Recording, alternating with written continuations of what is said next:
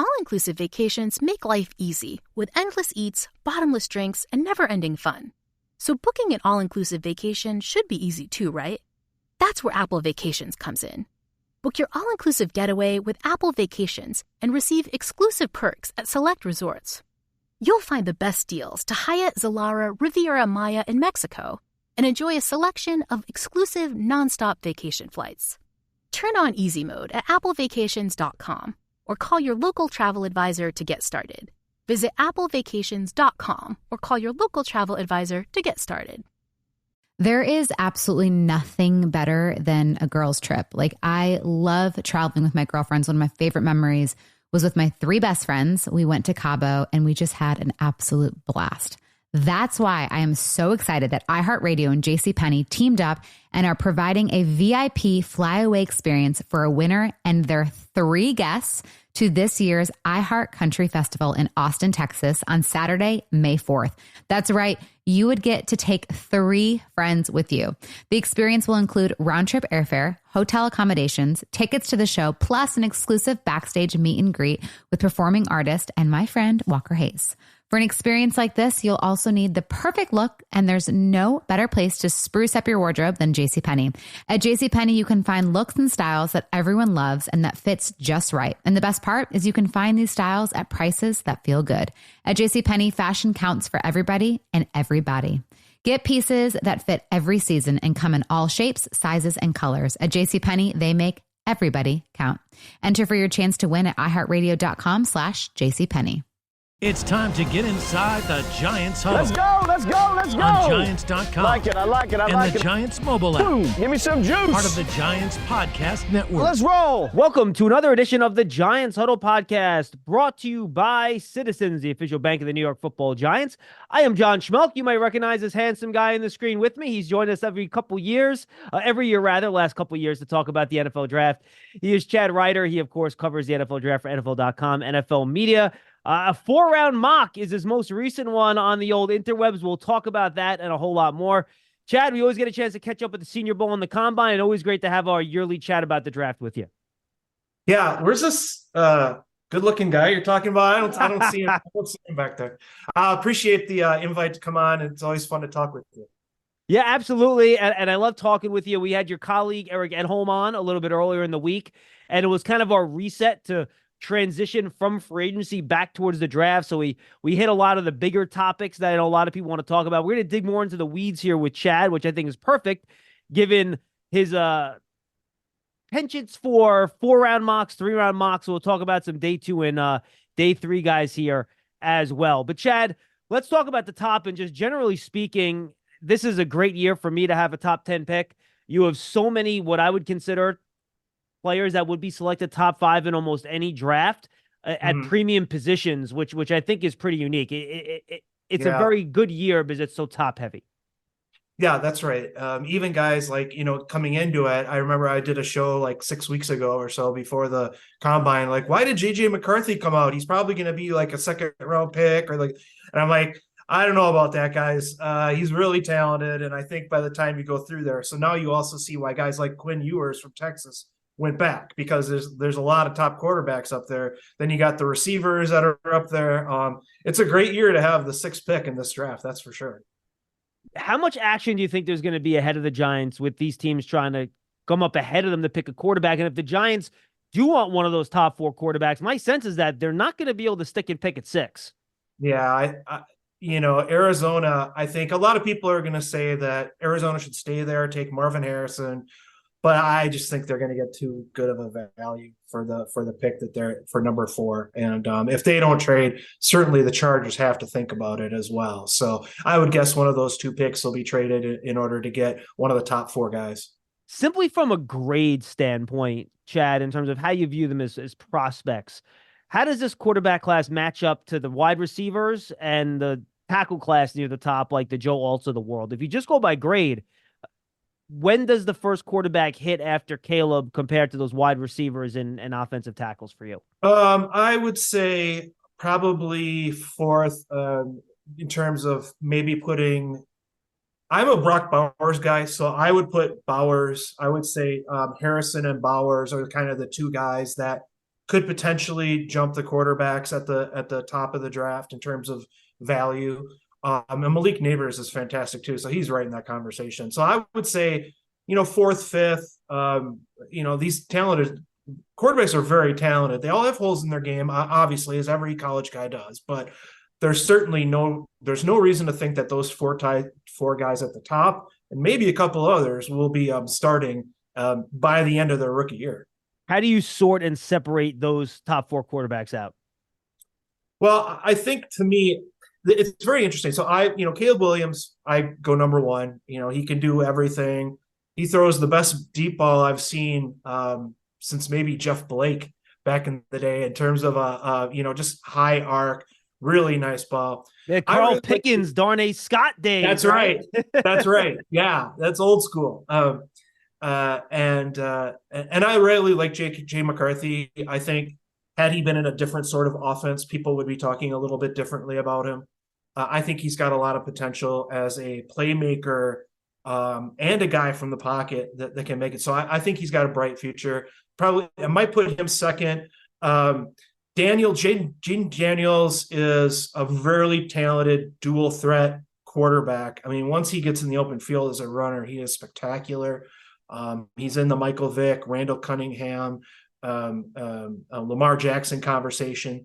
As a pocket passer, he's probably got a little work to do in terms of, I think a lot of times the last month of the season was really interesting because when you watch him like against Missouri and a couple other games during the year, he was a little hesitant, short-armed some throws because he wasn't really into it. But at the end of the year, he really looked one read, two reads, and then he got out and he got really decisive. And that was really what pushed him to be there. So if he can be that kind of quarterback next level, he'll be really good.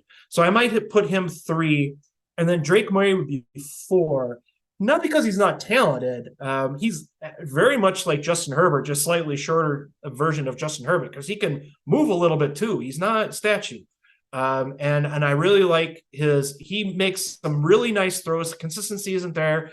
For example, he'll move to his left, he'll throw one in the ground, and then he'll make a perfect throw, 3 plays later. So you don't always know what you're going to get play to play with him.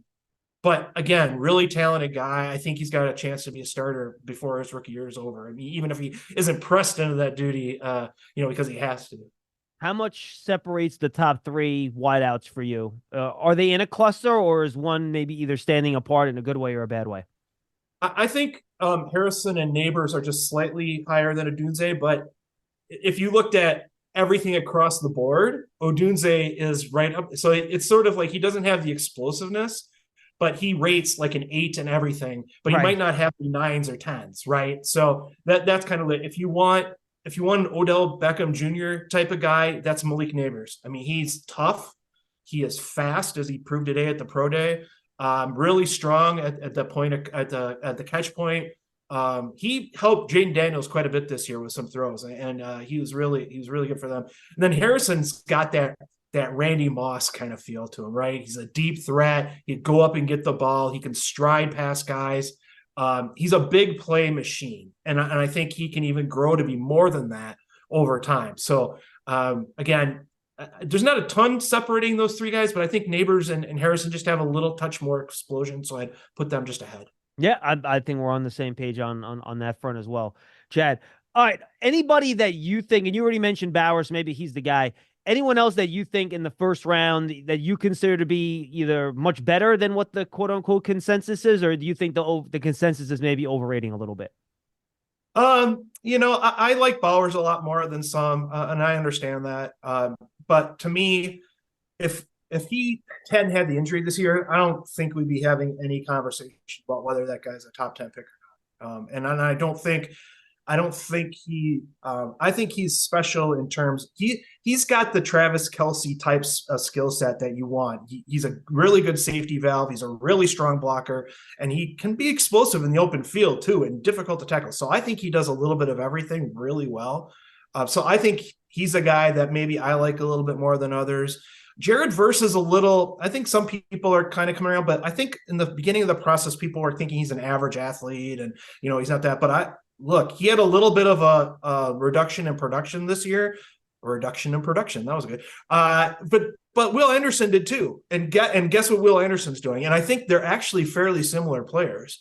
So I think somebody, if he lasts until outside the top 10, somebody's going to get a real bargain with him. And the last one, a lot of people are trying to moving Xavier Worthy up into like the late first round right now, but he's not going to be around in the late first round. He's going to be gone by 20. I think he's going to be gone. He could be gone as early as 12. He's really talented. And I think that explosive speed is just something you can't manufacture. You either have it or you don't. And I think a team will really move up the board for him, I think. And to be honest, like John Ross, if you remember when he ran his, he ended up going 9th, but Worthy is a much better prospect than Ross coming out. So I think Worthy is going to be right in that conversation. He'll probably be the 4th receiver off the board, in my opinion. It's funny watching Worthy, and I kind of rewatched him a little bit the other day. Coming into the year, I thought besides the drops last year, I thought he was, fantastic, over the top, great stuff. I was surprised when I rewatched his second half of the year this year that he didn't have more bombs over the top. Like, I don't know if just that guys are playing so far off of him, they weren't letting him. It was the nature of the Texas offense, but there weren't as many of those plays where he was just running by people as I thought there would be. Yeah, I think part of it is what you said. They're playing a lot of deep coverage over him. And also, look, he's a guy that you want to get the ball in his hands as quickly as possible. And Texas had a lot of success with that. I mean, he can make guys miss in the open field as well as just sprint down the sideline. So get the ball out of Ewer's hands as quickly as possible, and let him do his thing. So, in a different offense, he may get more opportunities deep. But I think, I'm guessing the Chiefs will figure a way to get this guy, and they'll figure a way to get him downfield, and people are going to be chasing him. I think him and Mahomes are going to work well together. Yeah, boy, the Chiefs, if they decide to go wide receiver, who knows, maybe they'll go offensive tackle at the end of the first round. They have a need for both. There are so many wide receivers that are going to be available, Chad. So let's say the Giants don't go wide receiver in the first round, right? Maybe they pick Joe Alt.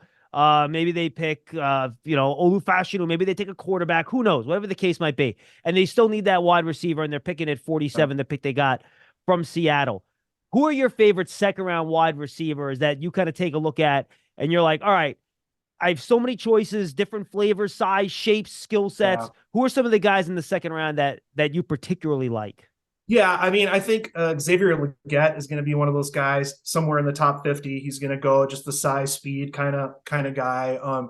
Maybe just a little bit better than Darius Slayton, just kind of a little upgrade on him in that kind of role. And he's fantastic after the catch as well.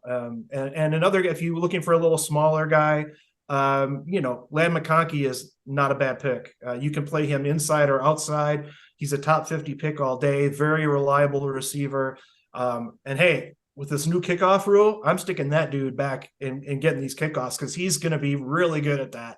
So I think he's another guy to look for. Adonai Mitchell from Texas, inconsistent, didn't look great at the combine, but in the middle of the second round somewhere, if you can get him, again, another guy that can go over the top really easily, great size speed guy at that point in the draft. That's another guy to look for. And another guy that we're not talking about probably enough is Johnny Wilson from Florida State. A lot of people are going to assume that he's going to move to that tight end spot, and maybe he does end up that stand-up guy in the interior. But honestly, he has the footwork. He has the catch radius to be an outside receiver. He's got the strides. I think somebody's going to take him in the second round somewhere and try to see if they can make him more of an outside receiver, and put him in the slot at times too, to see if they can take advantage of matchups. You love turf. You're good at it. So you start a turf biz. Business grows, your savings grow. Become the most celebrated name in turf. Are you ready for all that life brings? His combine testing was a lot better than I thought it was going to be, Chad. His agility drills, especially at 6'7", with those long legs of his, the fact that he ran as good of a short shuttle on a 3-cone to me was like, all right, maybe he can stick out there at outside wide receiver. Yeah, that's right. And I think the thing with him is he's got to play stronger. And if they can work on him and do that, watch out, because this guy's got a lot of potential. When he and Jaden Daniels are in Arizona State, nobody saw what we're seeing as both guys, top 50 picks, but it looks like it's happening. You know, it's funny. You mentioned the new kickoff rule. I'll throw two other guys out there that are fascinating for me in that spot. You mentioned one already, and Xavier Legette as a guy who's got top speed and has a little bit of toughness. And then I'm going to throw Malachi Corley out there too. And if the reports are correct that he ran a high 4.4s or even like a 4.50 at his pro day, for him, that's a great time with his build and at 220 and his run after the catch. I thought he showed he could catch the ball pretty well at the Senior Bowl and run some pretty good routes at the Senior Bowl. He's another guy that I think could be a second-round pick in that run after the catch type of mold. Yeah, if that's the time that he runs, that would answer a major question mark for him. And I think if that's what that was, I thought he was sort of a Deebo Samuel kind of guy, but just, one tier lower, just in that late second, early third. And I think that could be great. And it's going to be interesting with the new rule. I haven't really been able to talk with anybody about this, but I think you're going to see more guys that are more like punt returners back for kick returns because it's more like a punt now.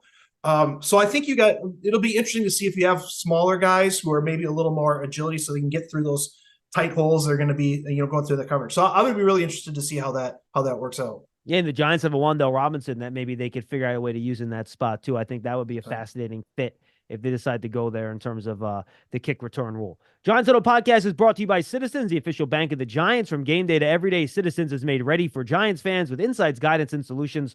Learn more at citizensbank.com. Joined by Chad Reuter, of course, covers the draft for NFL.com, NFL media. All right, Chad, let's stick here in day two. We did a lot of the round one stuff with Eric. We gave him the easy stuff. We have Chad on. We get into the weeds here a little bit, which we like. Giants need a corner. It could be a slot guy. It could be an outside guy, depending on where they want to play Cordell Flott. And I think day two with their day two picks would be a kind of good place to focus in there, Chad, on that position. Assuming at 47, and I don't think this is a big assumption, that both Alabama corners are gone, right? The Clemson cornerback's going to be gone. Quinyon Mitchell's going to be gone. Who's that next set of corners for you that you like that could be in the mix, middle of round 2, middle of round 3? Yeah, I think Kool-Aid McKinstry could be around at 47. I don't think his tape is quite as good as Terrion Arnold's, and I think he could be available at 47. Good pick there, but just one guy to watch that maybe he still be there. I like Cam Hart. He reminds me a lot of Juju Brents coming out, and I think somebody's going to really enjoy that size speed combination. He looked great at Senior Bowl, the tape of Senior Bowl. So I think he's in that conversation, top 50 conversation. Ennis Rakestra from Missouri, super competitive. The same with Kamari Lassiter from Georgia.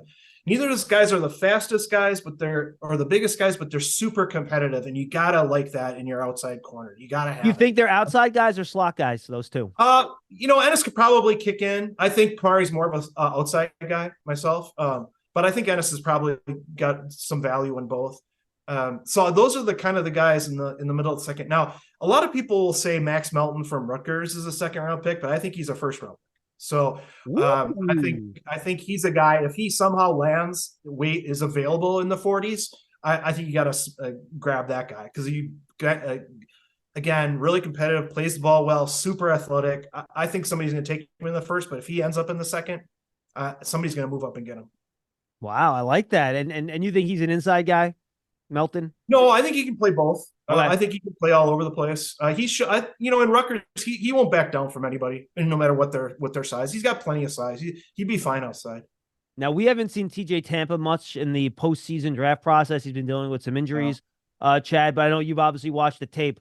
A bigger corner. What are your thoughts on him? Yeah, I want to see him, what he looks like, how he runs in this Big 12 Pro Day that's coming up next week, or a couple days actually. Yeah.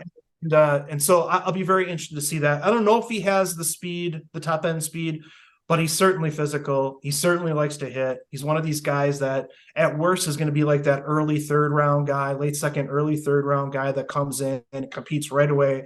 If you press, or even if you play a lot of zone and let him come forward and hit somebody, it's great. I don't know if he's the greatest tackler of all time, but he can play the ball and he can do a lot of things. So even if he doesn't test great, he's going to be a pretty solid number 2 corner kind of prospect in the late second, early third. Do you have any deep sleepers at corner that you like, day 3 guys that maybe you think people are sleeping on a little bit? I don't know if I have any really. I mean, like a guy like Jerian Jones from Florida State, for example. He could be a 3rd-round pick. He could be a 4th-round pick. Really good slot corner. Really fiery guy. I was at the Shrine game practices this year. He stood out as a guy that brings it every play. He had a great final year with the Seminoles. That was great. Cameron Richardson, Mississippi State, great athlete. But one of the more, he's like 6'2", and he mixes it up. A lot of Mississippi State defenders are like this over the years, right? They like to mix it up. And I really like that from him. He's a really solid mid-round guy. Jarius Monroe from Tulane, another name that people aren't talking about a whole I liked lot, him at Shrine. He looked good. Yeah. Good length, good height, good speed. And he fights for the ball downfield as well as anybody I've seen. So I think there's a lot of those kind of candidates. That Kyrie Jackson, former Alabama, now went to Oregon this year, played really well. He sort of reminds me of Tariq Woolen coming out. And if a team can get him in the 4th or 5th round, like Seattle got Woolen, that'd be a great steal for him. Yeah, bigger, longer corner if teams are looking for that type of player. All right, let's and jump not over slow either. And not slow either. He ran well. I think he was sub 4.5, right? Yeah. No, I'm with you. Good player, and he looked pretty good at the Senior Bowl too. All right, let's take in the secondary. Let's jump over to safety, Chad. I'm not sure we're going to see a top 40 safety. I'm not sure we're going to see a top 50 safety. Maybe we'll see. Your thoughts on the group overall, and any of these guys jump out at you as a potential day 2 pick for the Giants, trying to replace Xavier McKinney? To me, like the top guy is probably Cooper DeJean. And I know some people put him at corner, which is fine, but to me, he's sort of a nickel safety. He can go in the slot. He's sort of like Brian Branch to me last year, and he went in the middle of the 2nd round in terms of versatility. We haven't seen DeJean work out yet. We'll have to see how he does in his workout to see if he's really as fast as people say he is or not. But either way, he's a really good football player. And I think he might be the first guy off the board that you could consider a safety. I love Javon Bullard from Georgia. Yeah, he reminds me of Branch a little bit, right? Safety, slot. He could do a little bit of both. He can do a little bit of everything as well. That's right. And so he's in that category. Jaden Hicks could go top 50 for like the Colts or somebody like that if they want. I think I've projected him to the Giants before too. I mean, he's got such good size. He can work in the box. He wasn't bad as a free. I think he's best kind of in the box near line of scrimmage, but he made some plays deep as well. So I think just that size, aggressive nature, he's a good player as well. So those are the guys that I think are really the 2nd round values. Yeah, I like Bullard a lot. I think, the slot position, Chad, as you know, is becoming more and more important in the National Football League these days as teams put their best receiver there often. And you need a guy that can support against the run when you're basically playing nickel as your base defense. It's just become a very important position to have a guy in there that could do a little bit of everything. What do you think of Kalen Bullock at a USC? He looks like a corner. He runs, he tracks the ball well. He probably has better ball skills than any other safety in the draft. But then you see him come up and try to tackle, and you're like, I don't know if he's a safety. That's the issue, right? That's the issue. Well, look, that's a guy may fall because of that, but you can. Again, a team puts him in the right position. Maybe they put him in the slot. Maybe they use him in only certain situations, dime packages or whatever, to make use of his skill set the best that they can. So he may go early 4th round. That might be where he ends up just because of that. But in terms of his potential down the road, if you give him some time, I think he has some, and I think he could work in the right situation. Cam Kitchens is interesting, and I'm going to turn this into a bigger conversation because I think his tape's solid, right? Yeah. But the testing, not so much. Yeah. How important is safety testing to you, Chad? Or is this more of a see it, react quickly, instinct, position, head more than it is time, speed? Honestly, I think in most situations, look, he's not a guy that you're going to want if you're playing cover 3 or single deep, whatever. You don't want him in that position. But if you're a team that switches up guys a lot in terms of free and put them in the box, you like the versatility, and you want a guy coming downhill, that's the guy you want. And I really like him as a downhill guy. You could play him at the 2nd level when you're in, defense on 3rd down. You can play him at the 2nd level. You can blitz him. He can take the slot. He can do a lot of things. As long as he's coming downhill and attacking the ball, he'll be fine. So day 2 guy will probably work himself into a starter at some point early in his career. But yeah, I mean, he's just not a guy that you want to play a lot of cover 2 with. You want him, trying to cover over the top because it might be sort of difficult for him. All right, let's do one more defensive spot here before we jump back to offense here, Chad. Defensive tackle. I think we're probably only going to see one, maybe two straight up defensive tackles in round 1 and Johnny Newton and Byron Murphy. And then I think you have some interesting players in rounds 2 and 3 that are kind of stereotypes of their position, right? You got the quicker 3 technique guys in Fisk and Hall. You have Tavondre Sweat, who's your nose tackle, and then you have some kind of do-it-all guys and, Ruko Rororo, guys like that. So your thoughts on the day 2 defensive tackle class if the Giants want to go there to try to replace Leonard Williams? Yeah, I think you're looking at Mason Smith's really interesting out of LSU. He was his shoulders are like this. He's walking around. He's freaking gigantic. He wasn't super productive this year, but he's a sneaky good athlete in that Austin Johnson sort of mold. So that could be a guy that they want to look for. He can play some 5 technique as well as play inside because of that athleticism and size. So he's a real interesting guy in the second round, I think, that they're going to be looking for. I love Tavondre Sweat. He didn't work out like Jordan Davis, so he's not going to have that kind of, grade. But a guy that went, a few years ago now was Terrence Mount Cody out of Alabama.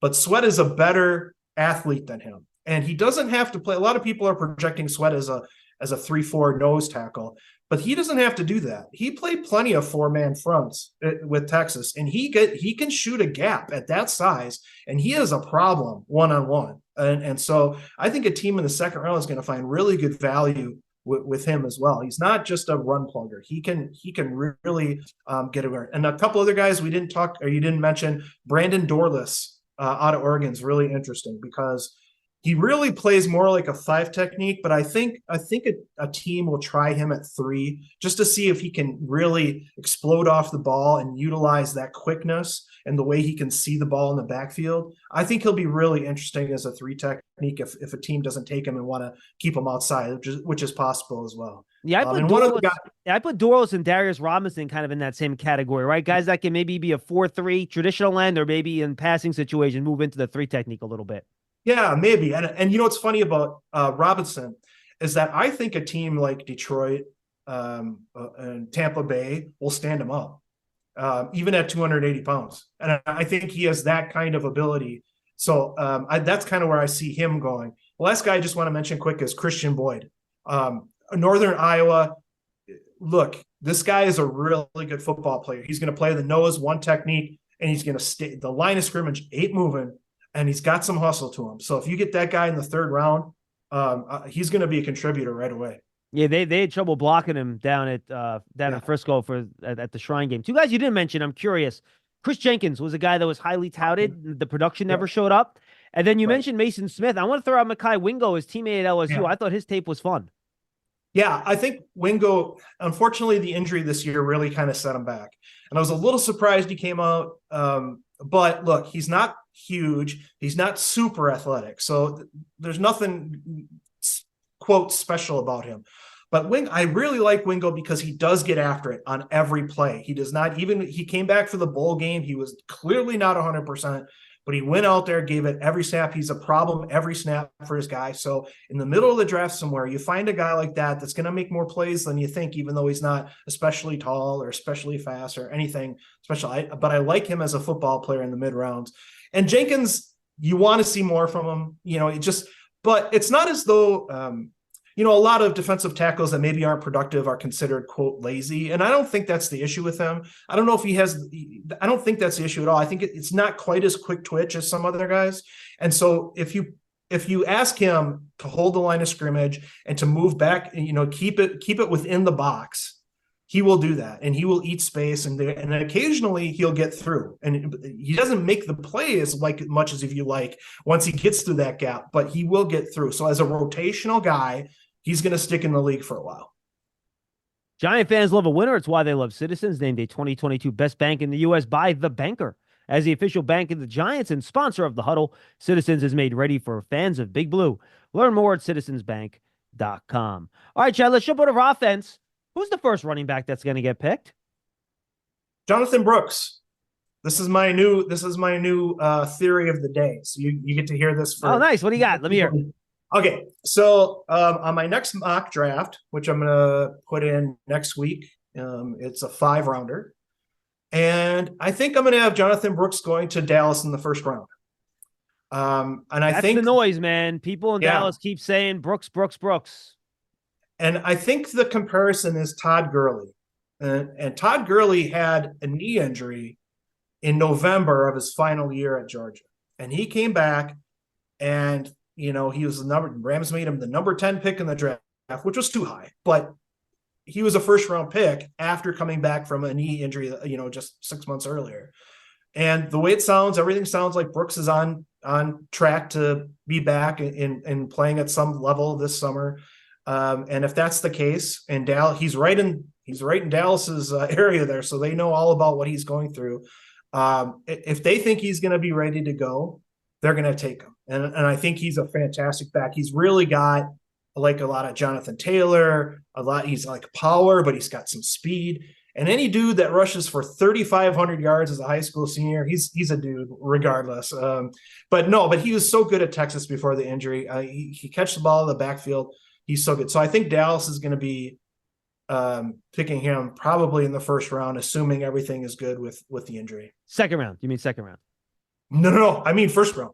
Really? You think in the first round they might go Brooks? Yeah, because that's what I understand is the situation there. And like I said, typically I wouldn't say that about a guy who's coming off a knee injury like that, but it just reminds me so much of Gurley coming out, and Gurley had that same injury, and that dude, I don't know exactly how many carries he had in his first 4 years, but it was 1,000 carries. I mean, it was a lot. Gurley had a lot of carries in his first 4 years, even after that injury. And Dallas has learned its lesson, I think, with giving second contracts to running back. So they get this guy first contract, they take him, and I think that's the surprise pick I'm going to go with in my next mock. And Brooks has barely run the ball, right? I mean, he was behind Rashawn Johnson. He was behind Bijan Robinson. He has not run the ball at all. So he should have a lot of tread left on those tires. That's right. So, Dallas is the only team that I would see doing that. I don't know if every other team would do that, but I could really see Dallas doing that, and really getting their guy right off the bat. Yeah, I watched Brooks and Benson this morning, and Trey Benson from Florida State, and to me, they're similar in a lot of ways in terms of the way they both have some speed. They both are pretty well sized. They have a little bit of everything. I don't think either guy is, start, stop, super explosive necessarily. Your thoughts on Benson? Is he your second guy, and how close do you have him to Brooks? I like Blake Corum is my second guy. But I like Benson. What I like about Benson is the open field speed. I mean, once he gets into the hole, the difference between Corum and Benson for me, and the reason I like Corum a little bit more, is that he can find the hole. He knows where the play is supposed to go. Obviously, he had some very good blockers at Michigan, but you still have to understand the play and know where the hole is going to be, when to cut it off the backside, when not to, those kind of things. And Corum's a very smart runner. So I think Corum is the second back picked. And then Benson is probably, I think Jalen Wright might go first. Then Benson. But that's kind of a toss-up. I can see why teams would go either way, depending if you want the home run back or you want more of the power back that Wright is. And it just depends on what the team wants. But boy, Benson, forget it once he's in the open field, with that. He's not the most physical back, which some teams won't necessarily like, and they might like Corum and Wright a little bit more because of that. But just forget it if that guy, if you make holes for that guy, he can turn it on. How many of these running backs are going to go in the third round for you? Are we just going to have like a flood where you're going to have six after like very few in the first two, you're going to have 6 or 7 in the third? I think we'll have probably 2 in the top 50 and then Wright probably late 2. Then you'd have Benson, Lloyd, maybe Will Shipley from Clemson in the third, maybe Braylon Allen in the third, but Allen's really not running this year, kind of hurts his stock. I don't know if he's going to be he's a potential third round back. So we could have those guys, there's a few guys that could go in the 4 or 5 guys that could go in the third round. You're ready for a change. Payday comes early with Citizens, so go to that retreat. New you moves to the country. Now you're raising goats and launching a lifestyle brand. Are you ready for all that life brings? Absolutely. I think it's a really fascinating class. And I think, the guys will go in the right spot this year. No one's going to be overdrafted necessarily, unless that first round Brooks thing happens, which case, wow, that'll be talk about Dallas fans, panicking and losing their minds between the Prescott thing and that. It'll be a show, needless to say. Oh, the thing about Dallas is, and if I'm Dallas, I can see how they think this way. What do they need? They need a center. Well, you can get that in round 2, 3, 4, right? I mean, like, you can find a starting center not in the first round. You can get a tackle or guard depending on what they're going to do on their offensive line. So there's some ways around where they can make themselves think, look, let's get this special player if we think he's special. Even coming off that, we can make do with the other spots. We'll see. No, absolutely. I could totally see them looking at it that way. But in terms of in terms of the Giants, I'm not sure how you feel. What their need still is, but I'm still projecting them, taking a running back fairly high, and I would love Corum in that spot. If you want the breakaway, Devil Singletary's not a breakaway guy, but God, if you could get Benson, Marshawn Lloyd is like a Zach Moss type of guy. So if you like that, if you want that kind of back too, I mean, you can. There's a lot of choices for the Giants on day 2. Yeah, and that's a little teaser. So when we talk about your mock draft at the end here, as you assign one of those running backs you mentioned to the New York Football Giants. Giants might still need a guard. They bring in Jermaine Illuminor in free agency. He can be a swing guy. Is he a tackle? Is he a guard? Where's Evan Neal wind up? He's going to start at tackle. We'll see. Aaron Stinney, who's been kind of a low-end starter for Tampa for a couple of years. But I could see them using a day 2, early day 3 pick on a guard here, Chad. I don't know if we're going to see any straight-up guards go in the first round. I'm not considering Jackson Powers-Johnson or Graham Barton or Jordan Morgan straight-up guards. They're kind of combo guys, right? So we might see the first straight-up guard go in round 2 or round 3. Who are some of the guys you like in that area? Well, one guy I was thinking about for my next mock draft for the Giants was Cooper Beebe, because that dude is a monster. And if anybody... he could be this year's Creed Humphrey, where they find some reason not to draft him high for whatever. But the I guy's love his tape too, man. I'm with you. I think his tape's great. So one of these teams in the top 50 is going to get an excellent player in BB, and it might be the Giants. But there's lots of Mason McCormick, South Dakota State. Love him. Super athlete at the combine, and it really wasn't expected. But he is a fierce blocker. So he is a 3rd-round guy to me all day long. Some teams might look at him late second, so we'll pay attention to that. But he's gonna be in that category. Another guy, if you just want like a straight mauler, Brandon Coleman from TCU. My goodness, this guy can, and he's a good mover too. He's not too slow, but he just moves people. He actually played some tackle in Mobile with the Senior Bowl too. They had him taking some reps at tackle on one-on-ones. That's right. And he played at TCU. He played quite a bit of tackle as well. So it kind of shifted back and forth. Christian Mahogany out of Boston College, another potential round 3 guy, early round 4 guy. Zach Zinter. Look, Zach Zinter is probably going to go in the second round somewhere despite the injury. And, he's going to be a fantastic starting guard in the NFL. It's just a matter of whether you can how high you can take him, knowing he might not play right away. But there's honestly, the Giants have a lot of choices here in terms of guys. And like you mentioned, there's a ton of guys that are guard, center combinations. And, Tanner Bortolini from Wisconsin is a guy that could be a 2nd-round pick. Dallas could look at him. The Giants could look at him as a 2nd-round pick because he can play guard and he can play center. Zach Frazier from West Virginia has played both. So lots of different options for teams looking for that interior guy this year. Yeah, agreed. I think there are some good options outside of that first round. All right, Chad, let's take a look at, I think we hit all the positions I wanted to hit. So why don't we take a look at your mock draft here for the Giants? We talked about some of these guys already, so we don't have to go into great detail, but it's a 4-round mock. It's up there. Malik Neighbors falls to the Giants at 6, and you mentioned the Odell Beckham Jr. comp, and I'm the first one to yell at people to don't, helmet scout. I know. But I'm sorry, you could take the helmets off. The dudes look the same. I know. You can't scout the uniform, but in this case, it's too close. Like they have a lot of similarities. So, I don't know if Giants will be happy or sad if another Odell Beckham came, but he was such a great player for him. And I think Neighbors is the same kind of guy. And, And I think it'd be a great fit for a team that obviously could use a playmaker like that. Any thought of, and I'm with you, I have Neighbors ahead of Odunze on my rankings board as well. But given who's already with the Giants, with Hyatt and Slayton and Wan'Dale Robinson, was there any thought to a more traditional, bigger-bodied X like Odunze being a better fit in that group? And did that go into your thinking a little bit? No, I think you just take the best player, honestly. I think Neighbors can do a lot of different stuff, to be honest. I think he is strong. He might not be as big as Odunze, but he is strong at the catch point.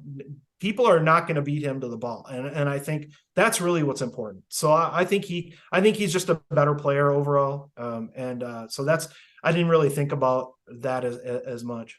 No, I totally get it. I would just pick the best guy as well, and then you work around it. You want to have the best possible players and let the coaches do what they do. You mentioned Blake Corum. You have him going to the Giants at number 2, trying to get some more juice in that room with Saquon Barkley. Yeah. And you kind of mentioned this already. The one thing that's a negative for Corum, he doesn't have that top-end breakaway speed.